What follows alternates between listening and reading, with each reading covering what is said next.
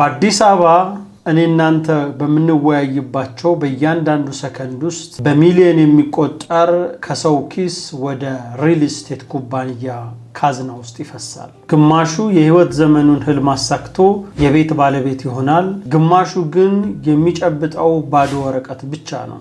ቤት መግዛት የሰርግ ያህል ደስታ አለው። ካልተጠነቀቁ ግን እጅግ በጣም አስለቃሽ ነገር ይዞ ይመጣል። ዛሬ የምነግራችሁ የሪል ስቴት ኩባንያዎች በፍጹም የማይነግሯችሁ እኔ ደግሞ ዘርዘር አርጌ እንደ ገዢ ልትጠበቁበት የምትችሉ የገዢ ጋሻ የሆነ ኢንፎርሜሽን ነግራችኋለሁ። ይህ እንደ ቼክ ሊስት ይዛችሁ ለመግዛታችሁ ኮንፊደንስ የሚሰጣችሁ የምታረጉትን በትክክል አውቃችሁ እንድትገዙ ያግዛችኋል። በዚህ ስራ አልፋችሁ ከገዛችሁ በትክክልም ከግማሹ የቤት ባለቤት ለመሆን እንደሚያስችላችሁ ምንም አልጠራጠርም። መረጃውን አካፍላችኋለሁ። ኤርሚዛ ኢትዮጵያ ላይ የመጣችሁት አብሮነታችሁ ከኛ ጋር እንዲሆን ሰብስክራይብ አድርጉ።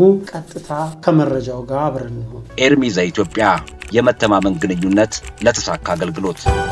ሪል ስቴት ኩባንያ ኦፊስ ውስጥ ስትሄዱ ለስለስ ያለ ክላሲካል ያለው ዘና ያለ ያማረ ኦፊስ አኒሜሽን ያለው ቪዲዮ የቤታችሁ እንዲሁም ፎቶዎችን ከዛ ባሻገር ደግሞ አኒሜትድ የሆኑ ስዊሚንግ ፑል ያላቸው ግሪን ኤሪያ ያላቸው ከዛ ባሻገር ስፖርት የጋራ የምትጠቀሙበት ክፍል አላቸው ብለው ሲነግሯችሁ ይሄ ህልም መሆኑን ተረድታችሁ ቢኖረው እንኳን የናንተ ሐሳብና ትኩረት መሆን ያለበት ህጋዊ ሰነዱ ላይ ነው።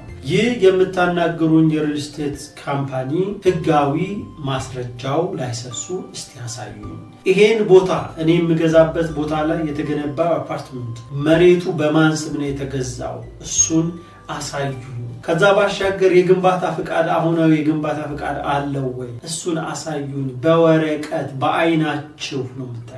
ይሄን ስታዩ ነው ወደሚቀጥለው ስቴፕ መሄድ ያለባችሁ። የምታዩት የኦፊስ ድባብ አይደለም የናንተ ቤት። የምታዩት አኒሜሽን ላይ ያለው ያማረ ውብ ቤት፣ ስዊሚንግ ፑል፣ ግሪን ኤሪያ፣ የጋራ ጂሙ አይደለም የናንተ ቤት።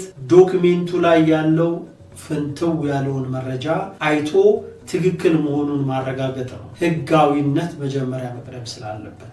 ሁለተኛው ብዙ ሰው የሚሸወድበት ሪል ስቴት ኩባንያ ውስጥ ደግሞ እጅግ ቆንጆ መጫወቻ ቃል የሆነቻለች እነሱን ይጠቀማሉ። አንድ ሰው ለምሳሌ 150 ካሬ ስፋት ያለው ቤት ገዝቻለሁ ብሎ ገዝቶ እንኳን ቤቱ ደርሶት ቀጥታ ቤቱ ሲገባ ሶፋ ሲያስቀምጥ ቤቱ ይጠበዋል፣ አልጋ ሲያስቀምጥ ይጠበዋል።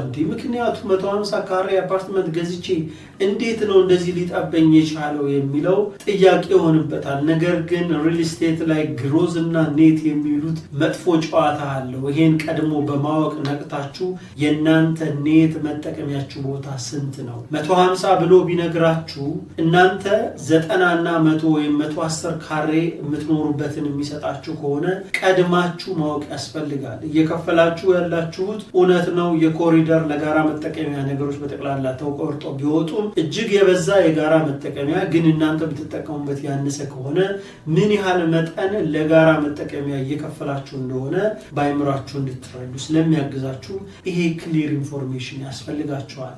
በትክክል እናንተ ዶክሜንት ላይ ኔት ካሬው ሜትር ስኩዌሩ መቀመጥ አለበት። እናንተ የምትኖሩበት ይሄን ያህል ካሬ ነው።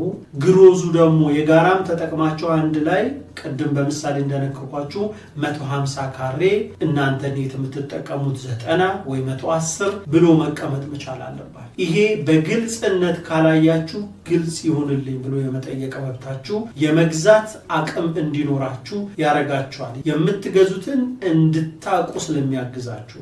ሶስተኛ የምነግራችሁ ውል ስምምነቱ ላይ ቀይ መስመራችሁ ሊሆን የሚገቡ 4 ነገሮች አሉ። ውል ማለት የትዳር ማህተም እንደማለት። አይታችሁ ወይኔ ሳላየው ይህን እኮ አላነበብኩትም የምትሉት አይደለም። አንዴ ከፈረማችሁ በኋላ አበቃ። ወደዚህ የለ ወደዛ የለ። ስለዚህ ከመፈረማችሁ በፊት እነዚህን 4 ቀይ መስመራችሁን አጥብቃችሁ አይታችሁ ነው መፈረም የሚገባችሁ።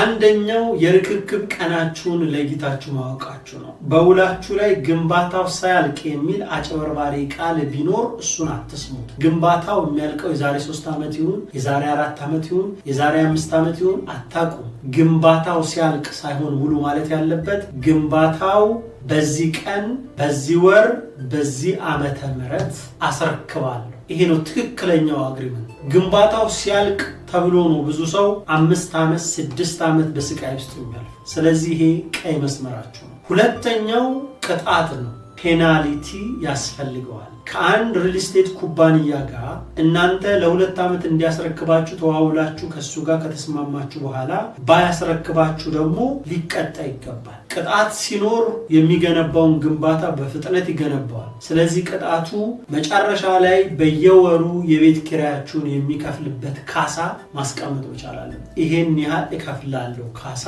ያስፈልጋል። ግልጽ በሆነ አግሪመንት ማለት ነው። ብዙዎቹ ይሄ ደስ አይላቸውም አይኖ፣ ግን እንደ ሸማች ወይም እንደ ገዢ ትክክለኛ አግሪመንት ወይ ደግሞ እንደ ማህበር ገዢዎቹ ተሰባስበው ማድረግና ማወቅና መረዳት ያለባቸው ነገር አግሪመንቱ በትክክል የታሰረ አግሪመንት ሲሆን ውጤቱም በተመሳሳይ ሁኔታ ለመክሰስም ለመከሰስም ግልጽ ቋንቋ ስለሚኖር። ሶስተኛው ዋጋ እስካሌሽን ነው፣ ጭማሪ ማለት ነው። የግንባታ ዋጋ ሲጨምር ዋጋ ማሻሻያ ይደረጋል የሚል ከሆነ አግሪመንቱ እናንተን ገደል ውስጥ ነው የሚከታችሁ። ካፕ ያስፈልገዋል። አንደኛው ፊክስድ ማግኘት የሚችሉ ከሆነ ምንም የግንባታ እቃ ቢጨምርን በሚያስረክብበት 2 ዓመትና 3 ዓመት ውስጥ አልጨምርም የሚል ከሆነ መልካም።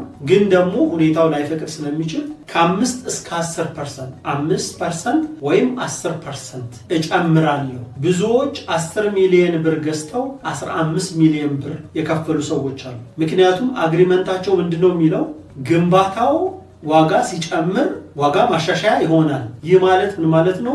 ባዶ ቼክ ለሪል ስቴት ኩባንያ ሰጥታችሁታል ማለት ነው። እሱ የሚፈልገውን እንዲጽፍበት እናንተ ቀድማችሁ 5% ወይም 10% ከሆነ ግን የእናንተ 5 ወይም 10% ምካፍ። ፊክስድ ከሆነ ደግሞ ቆንጆ እድል ነው ብላችሁ መውሰድ ትችላላችሁ። አራተኛው ማጠቃለያ አጠቃላችሁ የምትገዙ ሰዎች ሪል ስቴት ኩባንያዎች ምንድነው በአግሪመንታቸው ላይ ሴራሚክ፣ የእንጨት ዕቃዎች፣ የመብራት ፊቲንጎች ምናምን ብለው ቁንጽል ነው። ሴራሚኩ ምን አይነት ግልጽ ያለ መሆን መቻል አለበት። ኳሊቲው መገለል፣ በብራቱ ምን፣ ሳኒተሪ ዕቃ ምን፣ የእንጨት ዕቃው ምን፣ የሚቀባ ኤምዲኤፍ፣ ላሚኔትድ ኤምዲኤፍ፣ ዩቪ ቦርድ ኤምዲኤፍ ምን አይነት ግልጽ የፊኒሽንግ ዕቃ ዲቴል እና አይነታቸው ካልተመዘኑ እናንተ የገዛችሁት በሌክጀሪ ስታንዳርድ አማውንት ከፍላችሁ እነሱ በሎካል አማውንት የሚሰሩላችሁ ከሆነ ይሄም ኪሳራ ነው። ላወጣችሁት ነገር ኮምፐልሴት የማያደርግ አግሪመንት ይሆንባችኋል። በእነዚህ ቀድሜ በነገርኳችሁ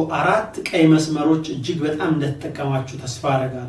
አብራችሁኝ እስካሁን ካላችሁ ግን ቪዲዮውን ላይክ እንድታደርጉት ለጓደኞቻችሁ ይጠቅማልና ሼር እንድታደርጉት በአክብሮት ጠይቃችኋለሁ። ወደ ሚቀጥለው አልፋለሁ። በመጨረሻ የምነግራችሁ ቀንቷችሁ ገዝታችሁ 2 ዓመቱን ጨርሳችሁ ቤታችሁ ሄደ እናንተ ሊያልፍ ሲል መጨረሻ ክፍያዋን ከመክፈላችሁ በፊት ይሄን ማድረግ እንዳለባችሁ እመክራለሁ። የመጀመሪያ ማድረግ ያለባችሁ እንደ ግሩፕ፣ እንደ ማህበር ወይም እንደ ሪል ስቴት ኩባንያ ውስጥ እንደገዙ ስብስቦች ሆናችሁ ክፍለ ከተማችሁን ይህ ቤት ዕዳ አለበት ወይ እግድ አለበት ወይ ብላችሁ ማጣራት አስፈላጊ ነው። ከባንክ ጋር የተያያዘ ነገር ካለው ተፈቶ ነው እናንተ ታይትል ዲድ ወይም ደግሞ ካርታ ልታገኙት የምትችሉት። ካርታ ብዙዎች በከተማችን ውስጥ ቤት ውስጥ እየኖሩ ደስ ብሎ ብዙ ጊዜ ካርታ የሌለው ቤት ኦልሞስት ተከራይ ነው ይባላል አይደል? ከፍላችሁ እናንተ ትኖሩበታላችሁ። ግን እናንተ በምትፈልጉት ሰዓት ቤታችሁን መሸጥ መለወጥ እና ለምትፈልጉት አገልግሎት በማስረጃ መነቃነቅ የሚችሉበትን ጉልበት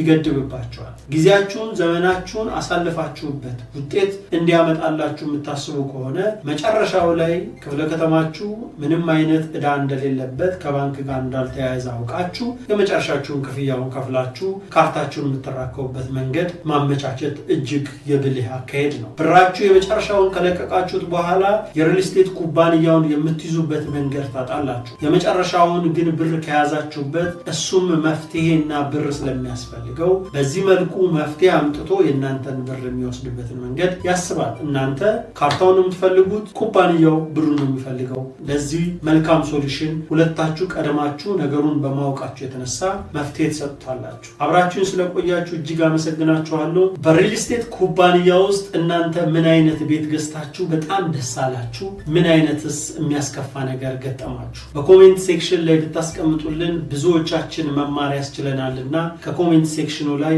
በሪል ስቴት ኩባንያ ሽያጭ ሽያጭ ውስጥ አካሄድ ውስጥ እናንተን ግራ ገብቷችሁ ለሌሎች ሊያስተምራል የምትሉትን ነገር በጠቅላላ ከታች በኮሜንት ስር እንድታስቀምጡ በፍቅር በአክብሮት ጋብዛችኋለሁ። ማንኛውንም ልሸጡ ልትገዙ የምታስቧቸውን ኤርሚዛ ኢትዮጵያ 44365959 ብትደውሉ ልናስተናግዳችሁ እንችላለን። በነገራችን ላይ እኛ የምንሸጠው ቤት በጠቅላላ ካርታ ከሌለው አንሸጥም።